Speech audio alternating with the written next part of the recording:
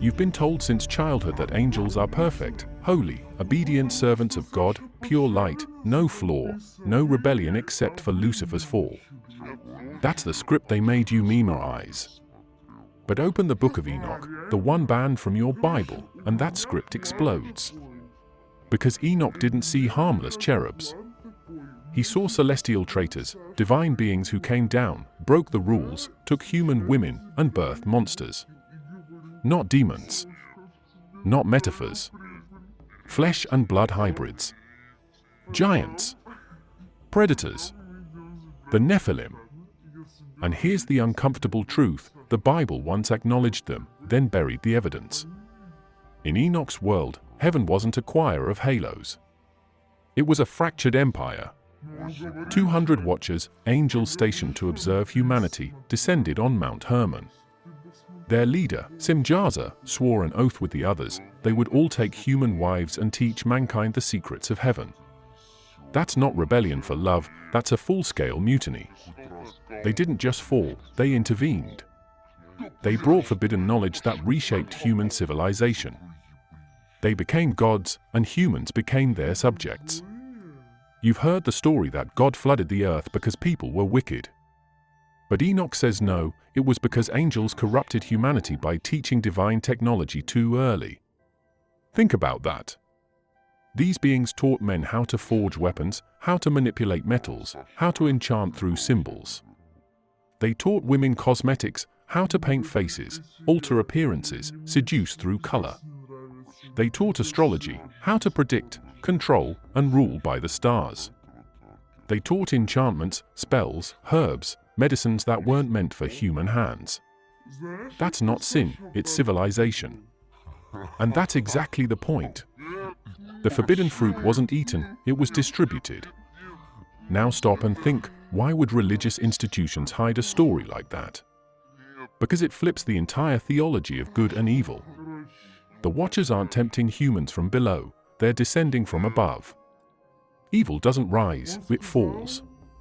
It wears wings before it grows horns.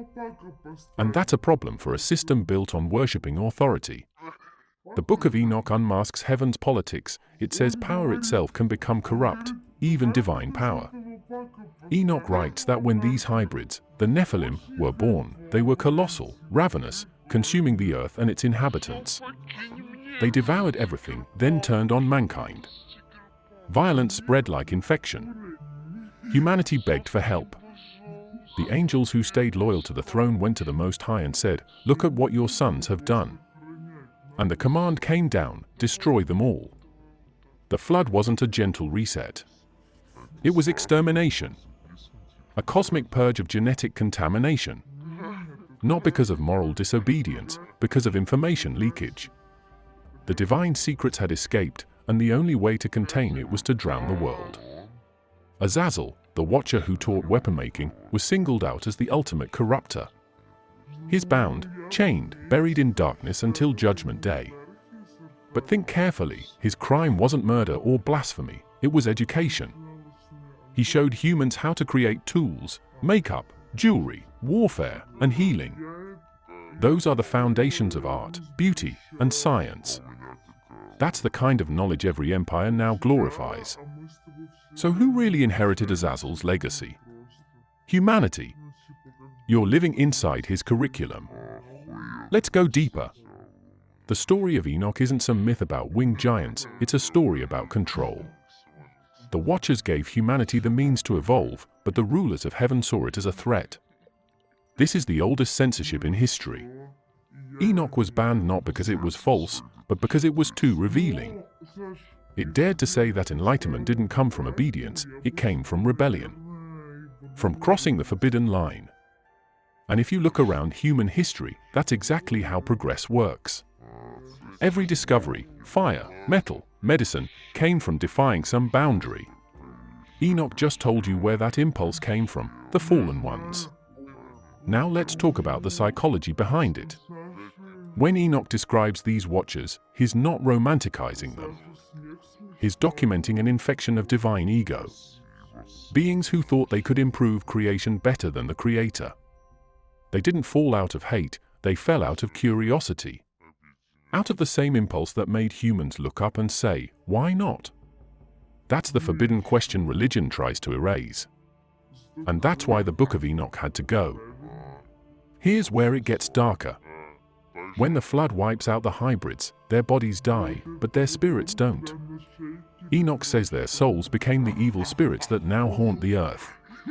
That's where demons come from. Not from hell, but from the corpses of the divine experiments that heaven itself authorized. You want to know where spiritual corruption really began? It started as a cover-up. Heaven tries to erase its own genetic crime scene. And here's the twist nobody talks about: humanity is the hybrid survivor. We carry divine sparks and animal instinct. The flood didn't fix that, it embedded it. The Book of Enoch describes us as the ongoing experiment, half celestial, half clay, torn between obedience and awakening. That's why we invent, why we destroy, why we worship and question. We are the descendants of the Watcher's chaos. We are the children of forbidden knowledge. Now, connect the dots. Azazel taught metallurgy, and within centuries, humans build empires. Semjaza taught enchantments, and we call it religion. Shemshil taught the signs of the sun and moon, and we call it science. The same sins of the Watchers became the cornerstones of civilization. The flood didn't erase their influence, it institutionalized it. The church calls it blasphemy, the state calls it progress. And both feed on it. We're told, people got wicked and God flooded the earth. That is grossly incomplete. According to Enoch, the flood wasn't just punishment for human sin, it was a last-ditch effort to quash a genetic and spiritual virus unleashed by the celestial rebels. The book tells us that after the Watchers, those rebel angels, descended and impregnated human women, the hybrids, they called them the Nephilim, started tearing through creation like Godzilla with no leash. They weren't metaphorical giants. They were pathological predators. They devoured humanity's resources, they slaughtered innocents, they corrupted the line of humanity with their violence and impurity. This wasn't just bad behavior, it was structural collapse. The world order shifted, and the only way to stop it was radical reset. The dream vision section of Enoch doesn't mince words either. In one vision, the history of humanity is replaced with a catalogue of beast rulers, monstrous hybrids dominating children of men, and the cry for justice from creation itself. When the Book of Enoch says that the flood was about clearing the bloodline, it means exactly that, corruption of the kind that cannot simply be forgiven, it must be erased.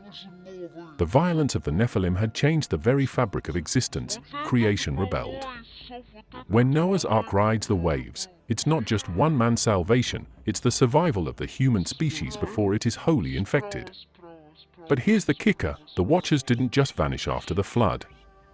Their twisted legacy stayed behind. The spirits of their monstrous offspring didn't die, they became the evil spirits that roam the earth now. Your nightmares, your malevolent forces, the whispers of possession, all of that gets handed back to us as the spirits of the giants. Enoch doesn't treat demons as generic will-o'-the-wisp fiends. They're the nuclear fallout of angel-human hybrids. The flood cleansed the physical threat, but the metaphysical threat remained.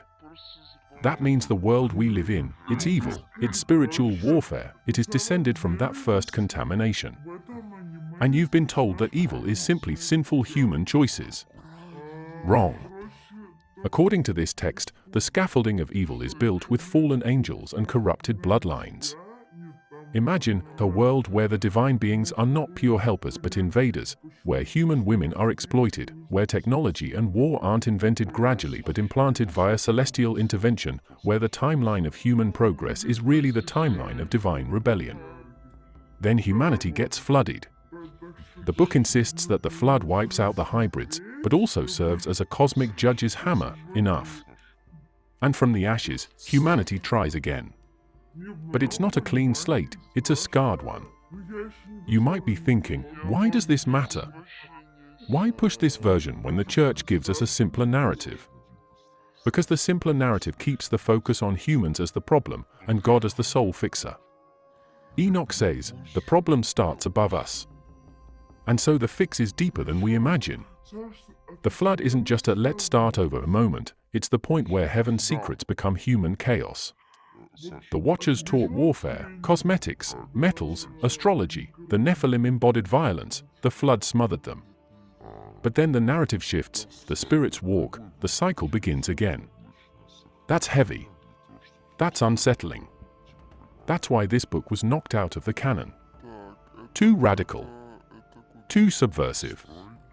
You've been told the title Son of Man belongs to Jesus.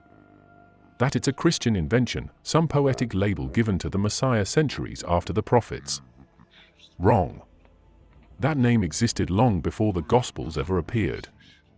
The Book of Enoch used it first, and not as a gentle, forgiving savior. No. In Enoch, the Son of Man is a weapon. A celestial executioner. The ultimate judge of angels and kings. When the similitudes of Enoch describe him, they don't paint a man of peace, they describe a being with authority older than creation, sitting beside the Ancient of Days, passing judgment on the rulers of the world. You want apocalyptic? This is it. The Book of Enoch wrote Revelation before Revelation existed. The similitudes say the Son of Man was chosen before the sun, before the stars, before the earth had form. His face shines brighter than light, his eyes burn with knowledge, and his voice shakes the heavens. He's not just a prophet, he's the blueprint of divine judgment. The idea that there exists a cosmic figure who predates humanity and will return to annihilate corruption. That didn't start with Christianity. It started right here. The ancient Jews knew about it. The early mystics feared it. And later, when Christianity borrowed the phrase Son of Man, it wasn't borrowing poetry, it was hijacking a title of divine power that originally came from Enoch. Let's make this clear. In the Enochic vision, heaven isn't a paradise, it's a courtroom. Thrones everywhere. Books open. The righteous and the wicked standing in front of cosmic auditors. The Son of Man sits at the right hand of the Lord of Spirits and doesn't whisper mercy. He delivers verdicts. Enoch watches the kings of earth tremble as this radiant being declares their end. The book says their faces will fall, their crowns will shatter, their empires will be erased like smoke. Sounds familiar, doesn't it? Because Revelation copies the same imagery, the Lamb breaking seals, the nations collapsing, the sky splitting open. It's the same scene, repackaged. Except Enoch said it first, and the church decided that was too dangerous to acknowledge. In the similitudes, the Son of Man isn't born on earth, he descends from heaven. He's described as both human and divine, mortal-looking but eternal in essence. He's the mediator, but not the gentle bridge. You meet him, you're judged. He reveals the hidden name of God, exposes false rulers, and wipes out the watchers who corrupted creation. He's not the meek lamb painted in your Sunday school. He's the blazing enforcer of divine law. And that's the part the church doesn't like to admit, that the oldest Jewish apocalypse already had a Messiah who looked too much like their Jesus, but acted far more ruthless. Let's talk about the political tension this created. When the early Christian leaders were forming their theology, they needed something radical yet relatable. They reached into the apocalyptic traditions floating around, Daniel, Ezekiel, and yes, Enoch, and pulled out that mysterious Son of Man archetype. Then they polished it, softened it, turned judgment into forgiveness, and repackaged a cosmic executioner into a compassionate savior. That's marketing genius. But underneath that shiny surface, the DNA of Enoch Son of Man still beats, an unstoppable being who destroys corrupt systems, celestial and human alike. In the Book of Enoch, this Son of Man doesn't just deal with humans. He judges the angels. Think about that. He passes judgment upward, not downward. He reverses the hierarchy. That's heresy in most religions, divine beings getting tried by a man. But Enoch doesn't flinch. It says clearly, the watchers will stand before the elect one, and he will condemn them. That's not a sweet sermon, that's cosmic revolution. The very beings that once ruled over humanity are now dragged into court and sentenced by a radiant figure who looks like us. That's why this book was buried. You can't have a text telling people that one day, a human-like judge will overthrow celestial authority. It kills obedience. It kills fear. It gives humans too much symbolic power. The similitudes go further. They describe this select one as the one who opens the books of life, reveals the secrets of creation, and executes the great judgment. The kings, the rulers, the mighty ones of the earth, all of them tremble before him. They beg for mercy. None is given. Their power evaporates. The mighty are destroyed without weapons, without armies, just by truth being spoken aloud. The book calls him the light of the nations and the staff of the righteous. But don't mistake that for comfort. It means exposure. It means no more hiding behind religion or royal decrees. When this being speaks, illusions die. Now, here's the part scholars hate to talk about. The dating of the similitudes is contested because if they existed before Christianity, then the entire framework of the Gospels didn't invent the Messiah, it inherited him. And that's catastrophic for organized religion's claim to originality. So, what do most institutions do? They call it later interpolation. Convenient, isn't it? But fragments of Enoch existed long before Christ. The Qumran texts show people were already circulating apocalyptic prophecies centuries earlier. The messianic archetype didn't appear out of thin air, it was carved in ink in the deserts of Judea. Enoch's vision presents a world structured like a cosmic pyramid, thrones, dominions, watchers, rulers, and at the top sits the Ancient of Days. Then beside him, the Son of Man. Two figures, distinct but inseparable. Not a single monolithic god, but a partnership. A dual command structure. That's theological dynamite. It's the earliest echo of a divine dyad, one of authority, one of execution. Later Christianity would call it Father and Son. But in Enoch's time, it was raw, unexplained, and terrifying. The idea that divinity could have hierarchy, that there could be another being beside the Creator, co-eternal, co-glorious, was too advanced for mainstream doctrine. So they locked it away, erased the text, and left just enough breadcrumbs to sanitize it later. You see the pattern? Enoch's Son of Man is not a beggar prophet. He's a judge who takes back heaven and earth from corrupt powers. He doesn't plead for humanity, he avenges it. When he appears, the stars change their paths, the earth shakes, and the veil between realms burns away. The dead rise, the mighty fall, and the unseen is revealed. You don't pray to him. You survive him, if you're lucky. The early mystics didn't worship him, they feared him. That's how potent this image was. And notice something else, the similitudes don't give this figure a simple biography. He's not born of a virgin, not crucified, not resurrected. He just is. Pre-existent. Eternal. Waiting.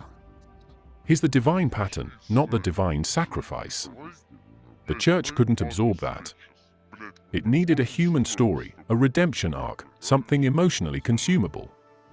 Enoch's version was too alien. Too powerful. Too uncontrollable. So they buried it, took the label Son of Man, trimmed its fire, and rewrote the script. What used to be cosmic judgment became Sunday forgiveness. What used to terrify kings now comforts peasants. The chilling part is how the similitudes describe his arrival. It says he will appear when the kings of the earth think they're untouchable. When religion has become a mask for tyranny. When the Watcher's descendants, those who still manipulate, corrupt, and control, believe the world is theirs forever. Then the sky splits open, and the Son of Man descends, not with armies, but with a word sharper than swords. You can almost feel the atmosphere break. The book says the nations will see him and flee into the mountains, realizing their gods and idols were puppets. The irony? That's the same imagery borrowed word for word by Revelation, centuries later.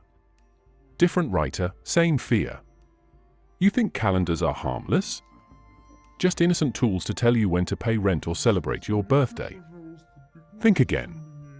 In the Book of Enoch, the calendar wasn't about dates, it was about power. It was about who controls time itself. The so-called astronomical book in Enoch doesn't read like a primitive star chart. It reads like a manifesto for cosmic order, a rebellion against a religious system that manipulated time to keep people obedient. The scribes at Qumran didn't preserve those dusty calculations because they liked astronomy, they saw it as divine law. Because whoever owns the calendar owns the rhythm of reality. And Enoch's calendar? It declared war on the mainstream. Let's break it down. The Enochian calendar is 364 days, perfect, solar, mathematical, balanced. Not 360 like the Babylonian, not lunar like the Jewish temple priests were pushing at the time. The priests followed the moon, a slippery, inconsistent cycle. Enoch followed the sun, predictable, stable, incorruptible. That's not just science, that's ideology. The Book of Enoch calls the sun's path the law of the Most High, and the moon's deviation rebellion. Translation? The priesthood in Jerusalem was running on the wrong time code. Their rituals were misaligned with heaven. Enoch's people, the ones who preserved his teachings, saw themselves as the true keepers of divine time and everyone else as corrupted. That's how radical it was. Now picture this, you live in a world where every feast, every holy day, every sacrifice depends on a calendar. The elite priesthood controls that schedule. They decide when to declare the new moon, when to start the festivals, when to rest, when to work. You don't just lose control of your clock, you lose control of your soul. You're living by someone else's rhythm. You're synchronized to their authority. The Enochic scribes flipped the table and said, no. The stars don't lie, but your priests do. They replaced lunar authority with cosmic law. You think that's minor? It was the ancient equivalent of overthrowing the Vatican. The text lays it out in brutal detail: portals of heaven, gates of the east and west, seasons moving in mathematical harmony, the sun never deviating from its ordained path. It even condemns the moon for wandering. The tone isn't gentle observation, it's judgment. The cosmos itself is divided between the obedient and the deviant. The sun obeys, the moon rebels. The metaphor's obvious. The true followers of heaven follow the sun, the light of truth, while the corrupted institutions follow the shifting darkness of the moon. That's ancient sarcasm written in starlight. Enoch wasn't just measuring orbits, he was exposing religious fraud. Let's talk about Qumran, where fragments of this text were found. These people, the Essenes or whatever sect they were, lived by this calendar religiously. They considered the temple priests in Jerusalem apostates. They accused them of defiling the sanctuary by following the wrong days. Imagine that level of confidence. They believed heaven itself was ticking to their calendar, not the empire's. Every sunrise, every equinox, every solstice, cosmic proof that they were right. This wasn't astronomy, it was resistance. The Enochic calendar was an act of defiance against the fusion of state and religion. It was rebellion written in numbers. Here's the deeper layer: time manipulation has always been a tool of control. The Enochic writers saw that early. They framed it as a spiritual crime. The idea that sacred time could be bent for profit, politics, or convenience. That's what they called the sin that pollutes the sanctuary. And what's wild is that this battle over calendars never ended. Later, the Gregorian reform under the Church did the same thing: centralized time, erased local rhythms, standardized holy days. Enoch's calendar vanished, but the logic of domination through time survived. The difference is that Enoch's version wasn't for domination, it was for liberation. It said time belongs to creation, not institutions. And you can feel the sarcasm dripping off the text. It describes how the ignorant will stumble in darkness because they observe the moon and count days wrongly. That's a divine burn. Enoch's writer is literally mocking the priesthood for losing track of heaven's rhythm. He's saying, you're so holy, but you can't even read the sky. This is ancient whistleblowing. You think these guys were quiet monks? They were throwing cosmic shade on the establishment. And they backed it up with astronomical precision. Every day, every gate, every seasonal change meticulously charted. They turned science into scripture to prove the temple wrong. But there's more. The astronomical book isn't just data, it's revelation. It says that the angel Uriel, one of the highest watchers who didn't fall, taught Enoch the secrets of the heavenly luminaries. That's not poetic fluff, that's hierarchy. It means divine intelligence was meant to be transparent. The cosmos was supposed to be readable. The angels who stayed loyal opened the universe like a book. The fallen ones corrupted it, made it mystical, priest-controlled, secret. So Enoch writes it down in full detail, angles, gates, cycles, so that humanity can never again be enslaved by religious calendars. That's what this is, a divine data leak. And if you think that sounds paranoid, remember what it meant back then. If you challenged the temple calendar, you weren't just disagreeing, you were committing heresy. You were saying their festivals, their sacrifices, their Sabbaths were invalid. Their God's clock was broken. That's theological anarchy. That's like walking into church today and saying, your Easter's on the wrong day, your calendar's a lie, and heaven doesn't run on your system. People would lose their minds. That's exactly why the Book of Enoch was banned. It wasn't because it talked about angels, it was because it dethroned priests. Now, look closer at how precise Enoch's system is. The year is divided into 4 perfect quarters, 91 days each. Every quarter ends with an equinox or solstice.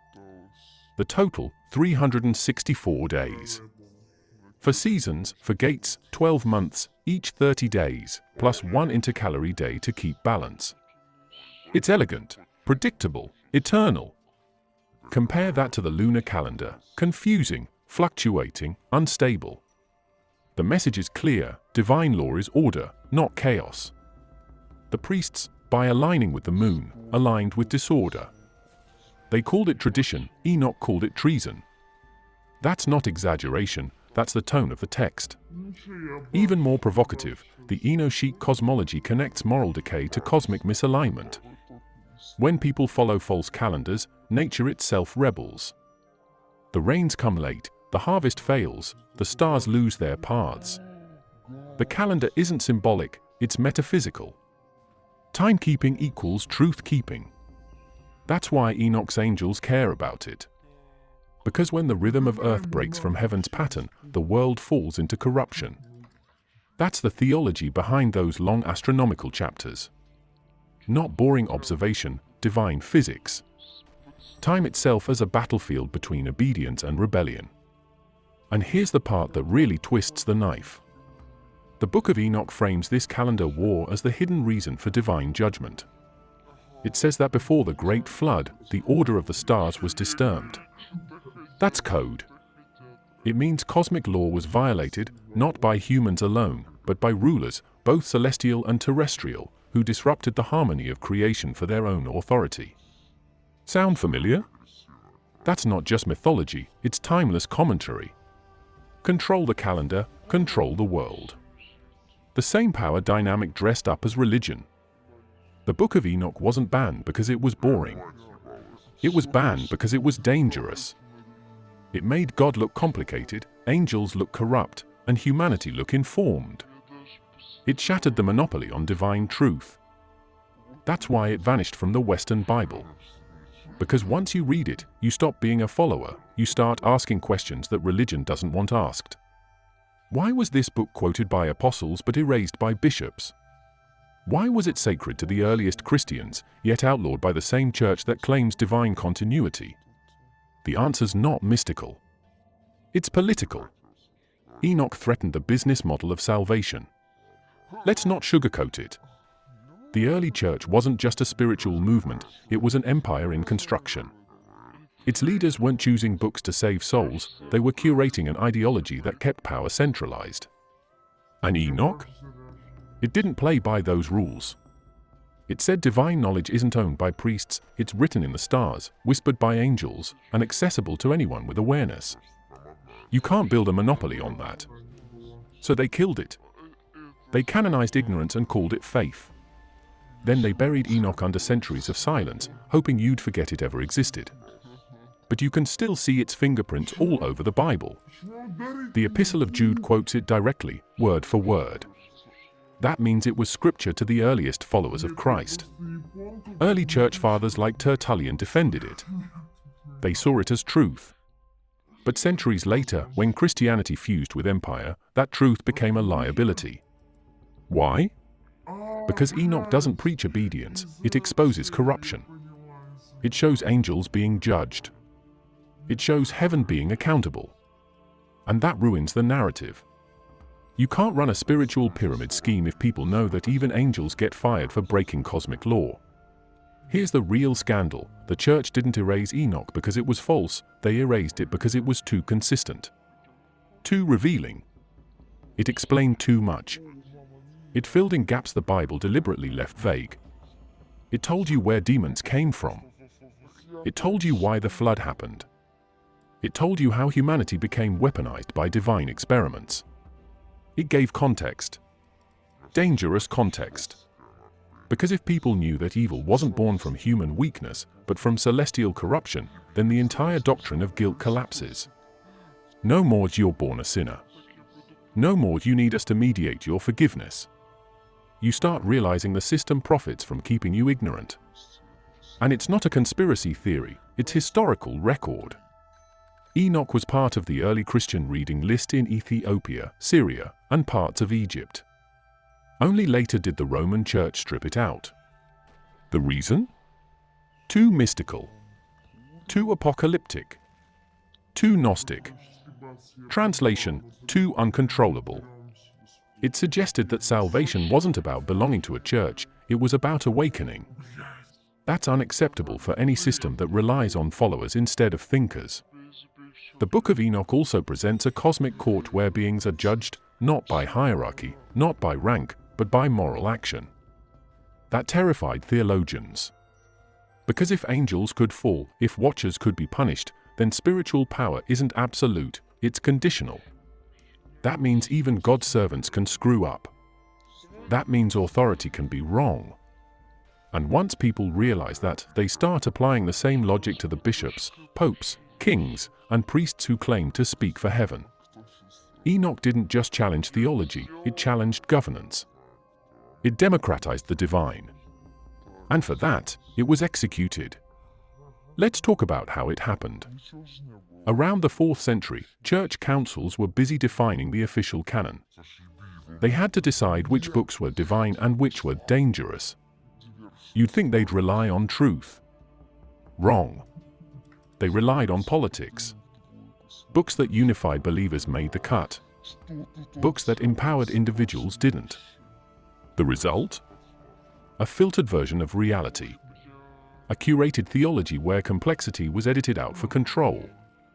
And when they got to Enoch, they didn't even debate it. They just dumped it. Too weird, too cosmic, too anti-hierarchy. Gone. But you can't kill an idea that exposes the system.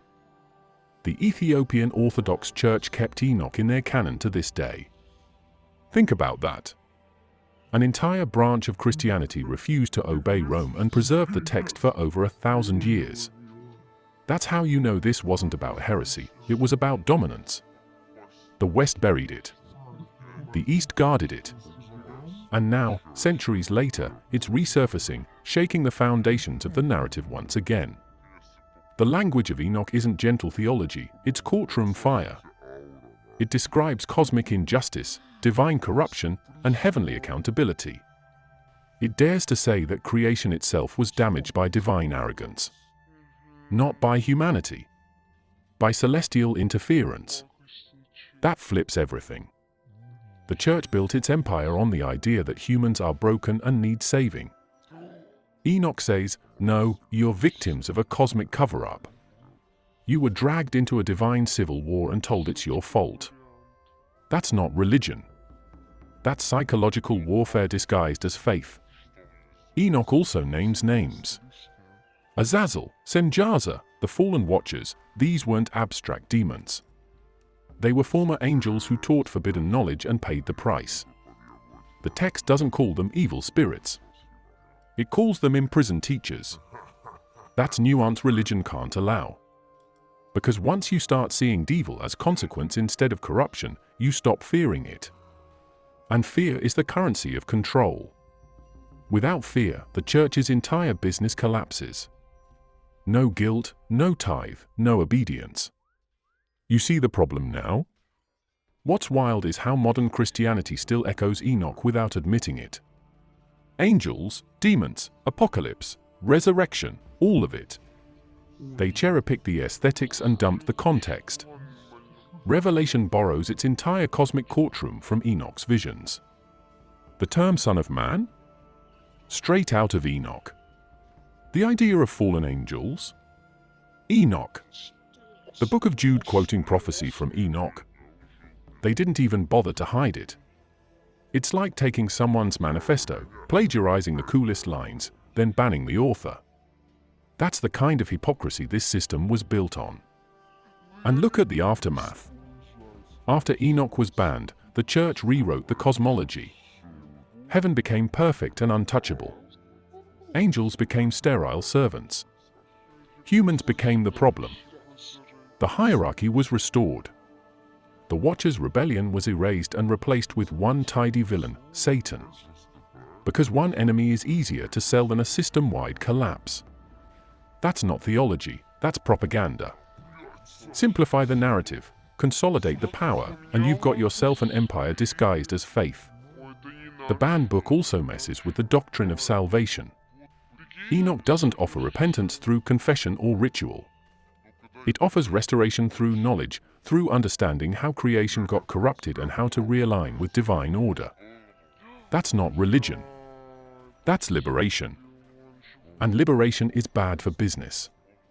So they labeled it heresy, burned the scrolls, and rewrote the ending. But here's the twist: even after centuries of suppression, the text survived in caves, in monasteries, in languages the empire couldn't control. You can bury truth, but you can't delete it from existence. Especially one that exposes the mechanics of manipulation. The real reason Enoch vanished from Western canon isn't mystery, it's strategy. It didn't fit the narrative of divine perfection. It showed cracks. It showed that God's administration was messy, divided, and capable of failure. That's a theological scandal. Because if heaven has bureaucracy, corruption, rebellion, and reform, then religion loses its monopoly on purity. It becomes one of many systems struggling toward order. The church couldn't afford that realism. It needed a flawless God and a flawless hierarchy. Enoch made both look human. So they crucified the book instead of debating it. Sin has been sold to you as a moral concept, something you confess, something you fear, something you pay for. But in the book of Enoch, sin isn't moral, it's structural. It's the infrastructure of civilization itself. It's the economy of corruption that started the moment divine knowledge fell into human hands. When the Watchers descended and traded heavenly information for flesh, they didn't just break divine law, they built the blueprint for human society. They created the first market, knowledge in exchange for control. And the human race has been living off that transaction ever since. Azazel's name runs through that story like a power line. He's the archetype of corrupted innovation. He introduced metallurgy, weaponry, vanity, ornamentation, and gave humanity the tools to dominate, deceive, and destroy. That's not symbolic. That's literal technology, the foundation of war, empire, and wealth. The priests who banned Enoch didn't erase Azazel because he was fictional, they erased him because he revealed the true origin of civilization's power structure. Every sword, every crown, every empire traces back to that fallen intelligence. The line between divine and demonic knowledge disappeared, and mankind built a world out of the fallout. The later religious system turned that fallout into business. The church took the concept of sin and industrialized it. They moneized guilt. Enoch describes how the Watchers taught enchantments, beauty tricks, astrology, and warfare. Every one of those became an institution. Cosmetics became commerce. Astrology became religion. Metalworking became weaponry and empire. The forbidden arts became the foundation of the global order. Sin wasn't a behavior to avoid, it was the operating system of progress. And as the centuries passed, religion figured out how to brand it. They condemned sin on Sunday, then sold it back to you Monday through Friday. That's not spirituality, that's logistics. The forbidden knowledge Azazel introduced didn't vanish, it evolved. By the Bronze Age, those techniques had spread across Mesopotamia, Egypt, and Greece. The very rituals of sacrifice and kingship were based on divine gifts that originated with the Watchers. They brought the technology of hierarchy.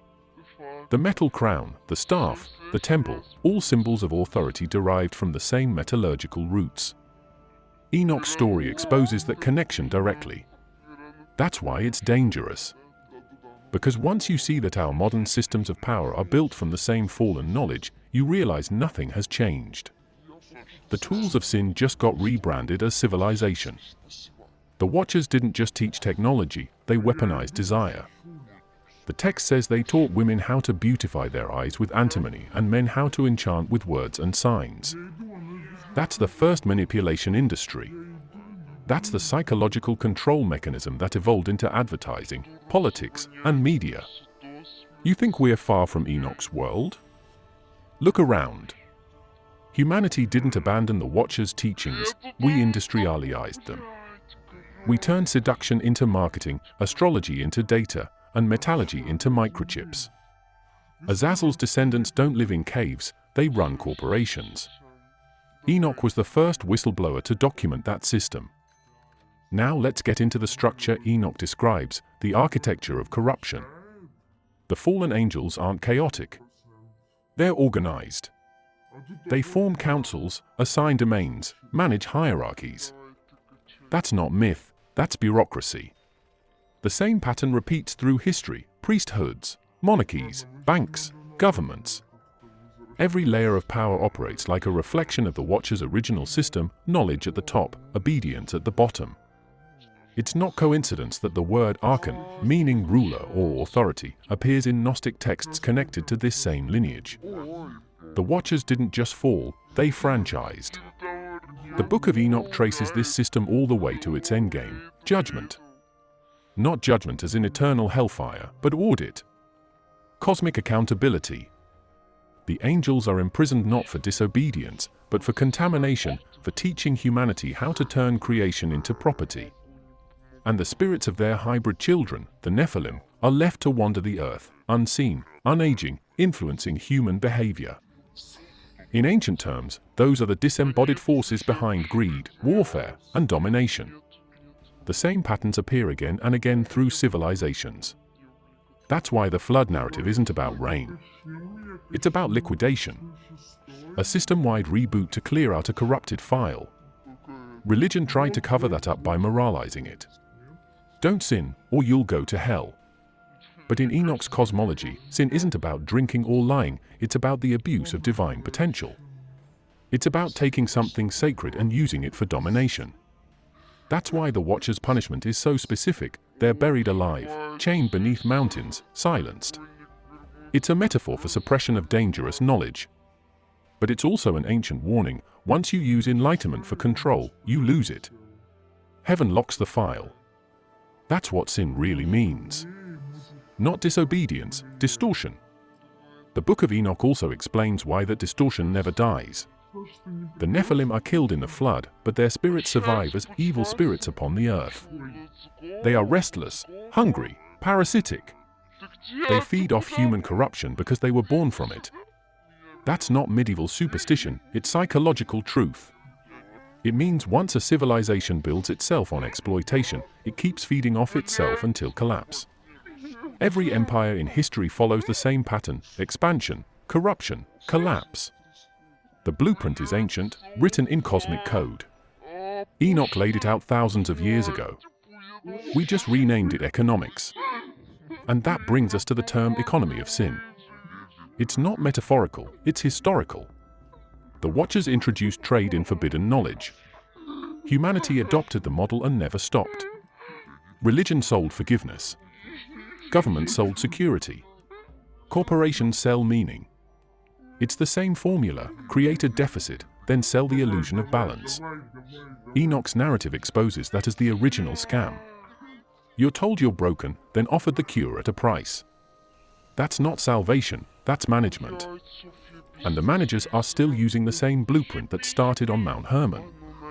The exile of the Watchers didn't end their influence, it globalized it. The knowledge they leaked became culture. Every scientific advancement, every empire, every ideology carries fragments of their legacy. The irony is brutal. Humanity punishes the truth-tellers but worships their tools. The forbidden became fashionable. The fallen became foundational. That's why Enoch's story isn't ancient history, it's ongoing disclosure. The names change, the rituals modernize, but the mechanics stay the same. Power always traces back to the exchange of knowledge for control. When you strip away the supernatural, Enoch reads like the first political exposé. It's a record of how advanced intelligence corrupted creation and how that corruption evolved into governance. Azazel becomes the prototype of the technocrat, someone who understands systems so deeply he can control them. The Watchers are the prototype of elite networks, guardians turned exploiters. And the Nephilim are their consequence, unnatural offspring that consume more than they create. Every modern collapse, from financial systems to empires, follows the same pattern Enoch outlined. It's cyclical because it's designed that way. Corruption feeds on itself until judgment resets it. The banned text also connects cosmic corruption to human arrogance. The Watchers weren't evil because they hated God, they were evil because they thought they could perfect creation. That's the same arrogance that drives human progress today, the belief that technology can replace wisdom. The Book of Enoch isn't anti-knowledge, it's anti-hubris. It says there's a point where learning becomes weaponization. That's when enlightenment flips into enslavement. And if you think humanity outgrew that mistake, look around. The Watchers' fingerprints are on every screen, every system, every hierarchy that trades awareness for attention. The fall of the Watchers wasn't the end, it was the template. Their punishment didn't erase their influence, it institutionalized it. The world inherited their economy, their aesthetics, their hierarchy, and their hunger. The so-called divine punishment was really containment of knowledge too volatile to control. But the secret didn't stay buried. Enoch's book survived through whispers, fragments, translations. Because once truth enters the world, even heaven can't erase it completely. It circulates. It waits. And when civilizations grow arrogant enough, it resurfaces to remind them how it all started. Thank you for watching till the end. If you made it this far, you're part of the few who still question, who still read between the lines, and who still see the hidden architecture beneath what we call history.